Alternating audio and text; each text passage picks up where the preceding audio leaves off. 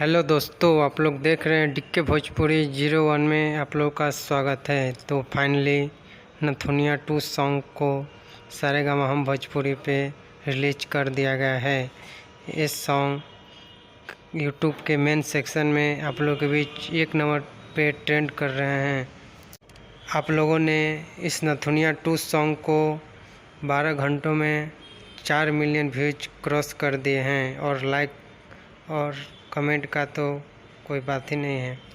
तो आप लोग को जाके और खूब सुनिए और एक रिकॉर्ड बनाइए। इस सॉन्ग का लिरिक्स और म्यूजिक बहुत ही तगड़ा और कमाल का बनाया गया है सारेगामा हम भोजपुरी द्वारा, और इस सॉन्ग को कृष्णा बेदर्दी द्वारा बेहतरीन तरीके से लिखा गया है और खेसारी लाल यादव ने इसको सोलो सॉन्ग गाए हैं। खेसारी लाल यादव और देसी शाह ने वीडियो में ज़ोरदार डांस और एक्टिंग की है। आप लोग जाके देख सकते हैं। मैं मिल लूँगा अगले वीडियो में।